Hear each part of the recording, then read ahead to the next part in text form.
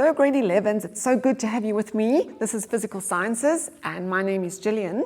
Today we are going to consolidate our knowledge of the resultant.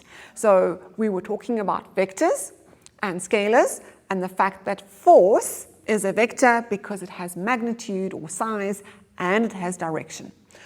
So now what? Now what do we do with that information? We are going to have a look at how we solve problems around the vector and the force problems. What do we do with them? How do we take these forces and put them into their components? And what kind of mathematics do we do? So on my screen, there are three ways that we solve these kinds of problems. So there are, this first method is tail-to-head method, that one. There is tail-to-tail method, and then there is the component method. So that's the component method that we discussed in the big ideas lesson, where we take the components and we find out what the resultant force is going to be or resultant vector, or we can dissolve the resultant into its components. Okay. This is a calculation method. So it's known as a calculation method using maths and trigonometry. The first two are drawing techniques that we're going to use. I'm going to give you a brief description on this Cartesian plane that I have for you. We spoke a bit about what this Cartesian plane is. So let's look at the definition for it. It is a coordinate system where the axes measure the same unit of length and the coordinates are in two planes. So we've got the x-plane and the y-plane. So you'll see that on the y-axis and the x-axis. Okay. So what does the tail-to-head method look like?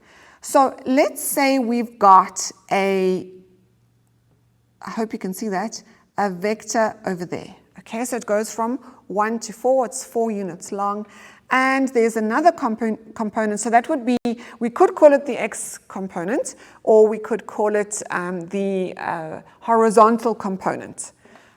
So I like the word horizontal, so I'm going to just write V here for vector, and then H. And so that would be my horizontal component. You can also write V X. Okay, that would also be another way of saying that this is the horizontal component. It is in the X axis plane. It's in the X plane, horizontal plane.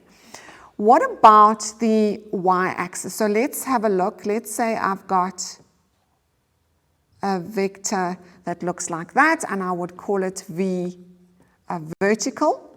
So that is the vertical component. And we could also write it as Vy, because it is this vertical component, a vertical plane, or the y-axis. Okay. So how would we do tail to head? Well, we would move the one so that it fits on the head of the other. I'm going to change the color so that you can see. So I would move, either I could move the X, this one here, up to the top, to there, or I could move this vertical one, I could move it along, and that's the one that I'm going to choose.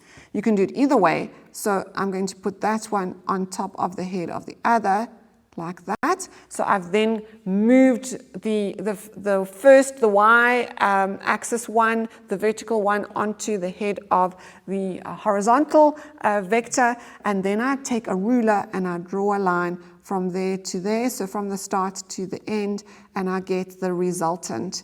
Okay, so there's the resultant. So that is the one way of working it out. If you did it to scale and you did it perfectly like this, using the Cartesian plane, then you can count or measure and you'd get exact, or as exact as possible, the answer for the magnitude of that resultant. What about the tail-to-tail method? I'm going to rub out what I've got here, and we're going to have a look at that. So let's erase this. Now, we still have a vertical component and a horizontal component. I am going to choose yellow this time. So there's the vertical component. Here is the horizontal component. Now, what is tail-to-tail method? So we would then draw the horizontal component at the top. Can you see there? Whoops. I can't use a ruler, so you would use a ruler for this, and then you would draw the vertical component like that. So you make like a box or a rectangle, and then your resultant would be from there to there. Exactly the same. You would then measure it. Now, what about the component method? So now we need to use trigonometry to work this out. So that's the method that I am going to show you all the way through this lesson. Because, why? Because it is quicker in a way. You don't have to use a ruler and be precise. And it is really good mathematics that we use in solving the physics problems. So, if we have a vector in that direction, so we've got the horizontal vector, and we have one over there, pretend it is straight, and that is the vertical vector. What is our resultant vector going to look like? If we sketch this vertical component onto there, and we draw in the resultant vector, we can use trigonometry values, principles to calculate various sides and angles of this situation. Why? Well, we have a 90 degrees triangle there. So this doesn't have to be an accurate drawing. It is a sketch, but we do need to know the maths behind it. This would then be the hypotenuse side. Is this starting to sound familiar? Hypotenuse is the long side that is opposite the 90 degrees angle. Then, when we are talking about vectors, and particularly forces in this case, we would need to have a direction. And we use angles to give a direction. This would be the angle that we are looking at. I'm going to call it theta. So we would use that angle. Now, sometimes with degrees works a little bit differently. So if you get a question with degrees, you know that degrees starts at 0 over there. And this is 90. So degrees starts at 90, and you get an answer like that. So your drawing would be like that. Starts at 0 and then moves round to whatever degree you're looking for.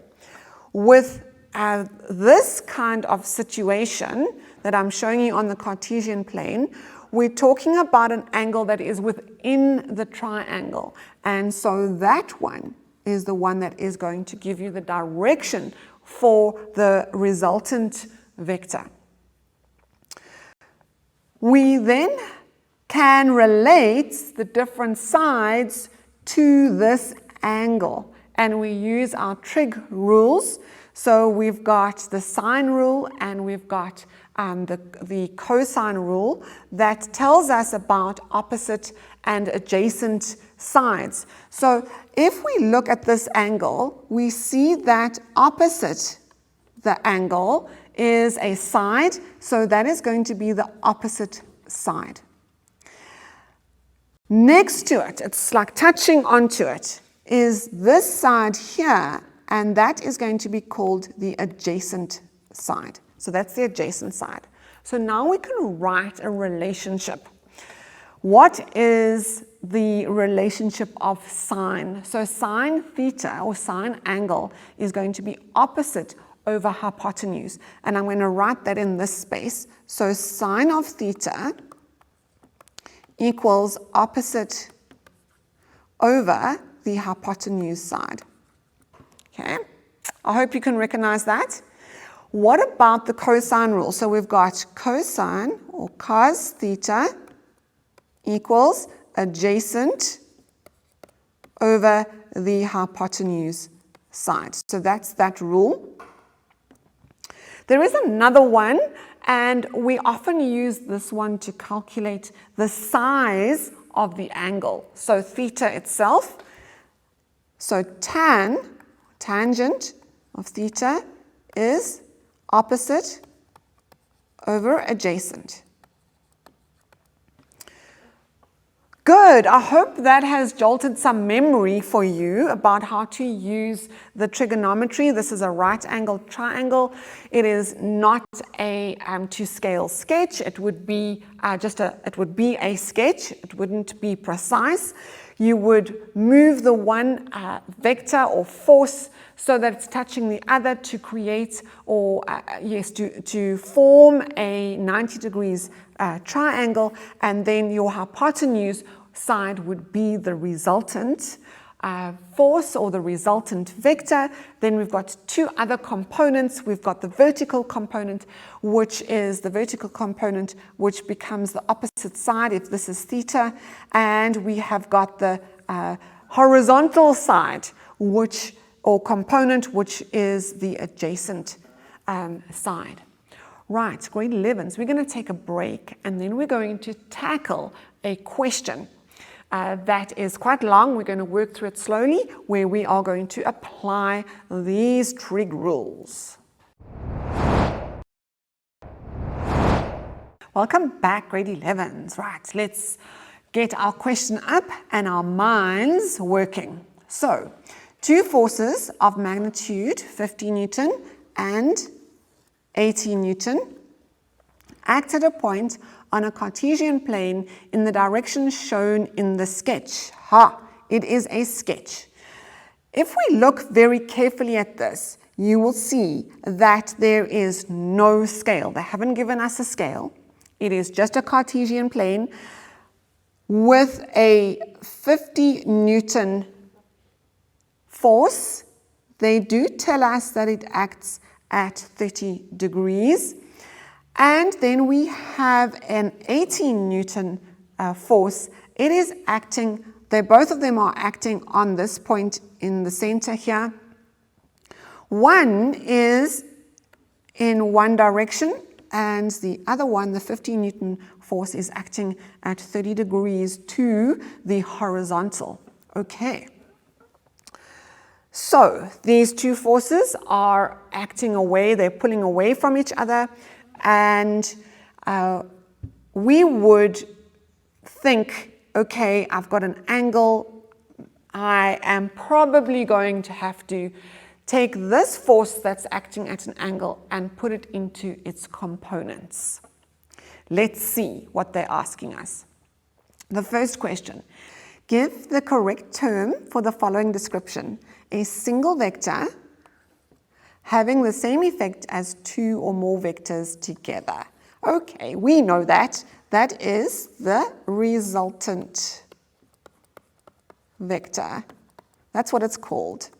The resultant vector is that vector that has the same effect or takes the place of two or more vectors added together. Okay, next question. Calculate the magnitude of the vertical component of 50 Newton. Okay, so magnitude, although we know this is a vector, it has magnitude and it has direction. It's not asking for direction, so we only need to calculate the magnitude this size. Let's have a look at this. So 50 Newton, we are going to have to divide it up into its components, and it will have a component along there. Hope you can see that. And that is its vertical component. Vertical component. The one that is lying on the x-axis, that one is going to be the horizontal component. They are asking us to calculate the vertical component. If we replace this, or we move the vertical component to this side, there we go, and I'm going to call this F for force, because 50 newtons is a force. So I'm going to say this is F V, the vertical component of force. Then I have a 90 degrees, oops, okay, there it is, 90 degrees. So this becomes the hypotenuse. This is my angle, it is 30 degrees. And I have the value for the hypotenuse. The hypotenuse is the net force, or the resultant force, I'm going to call it the net force, is 50 newtons. We've been told that. So we can then calculate this quite easily using our trigonometry. Okay, I've drawn a picture for you. Here is, I'm going to add in the vertical component over there. So force V, that's the one that we want to find. That's the one we want to find. We are going to use the sine rule. Why? Because this angle is opposite the unknown. We want to find that unknown, it is opposite. So the sine rule is the one that talks about the opposite side. Okay, so sine, I'm going to write it up here. Sine theta, remember, is equal to opposite over the hypotenuse. What does that mean in terms of the force names and the vector names? It is sine theta equals, what is the opposite side? It is the force component, that is the vertical component, so FV, over the net force, or the force, and the force is 50 Newton. If we rearrange this, if we take this force, the net force, and we times by each side, it will become this value, this equation here. So we can put the side that we want to find on its own. So we have the vertical component of force equals to the net force, the resultant force, times by the sine of theta. This is good. So now we can calculate it.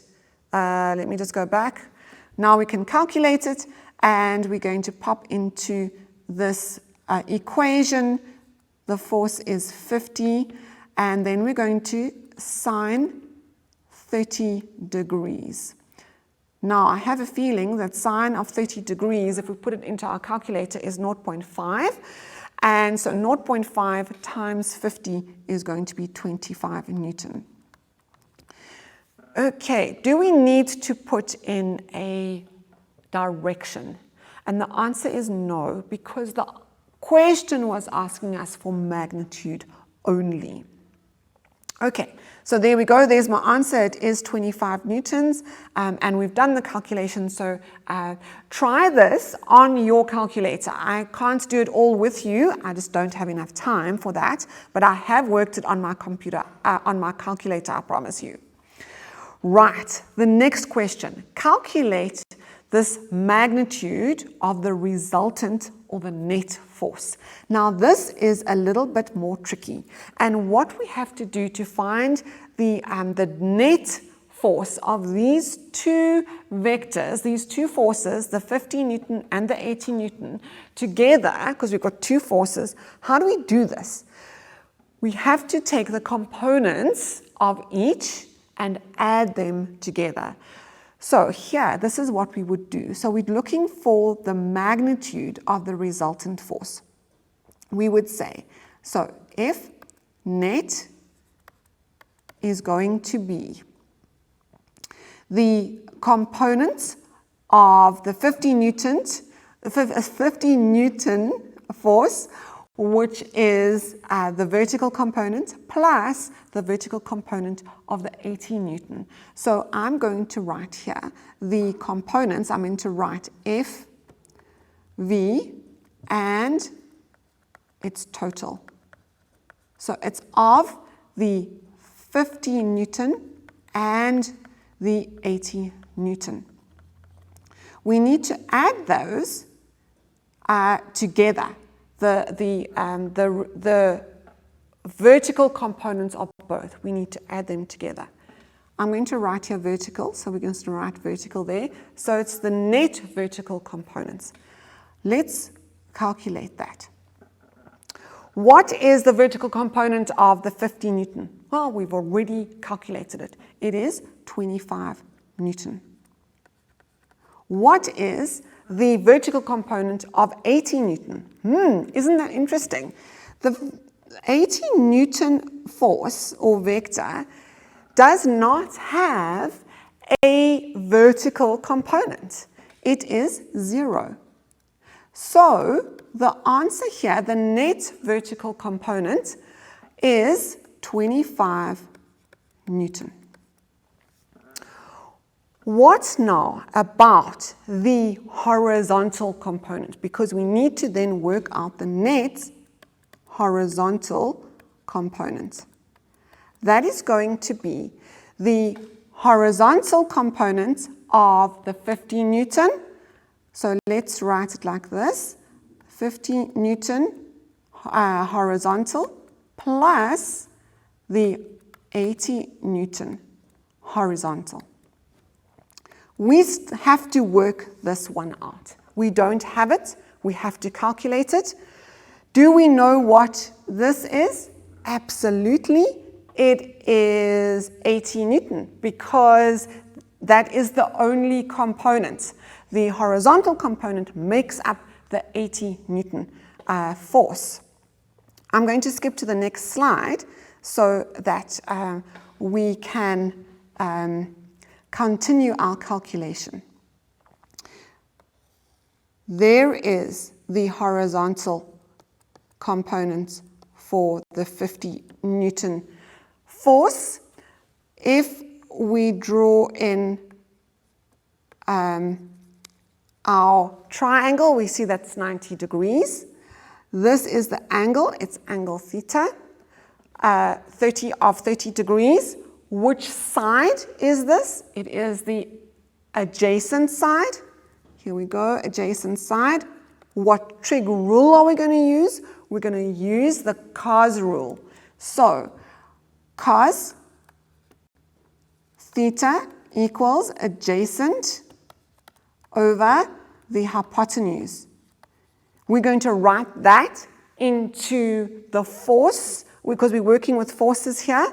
So it's going to be cos theta equals, what is the adjacent side?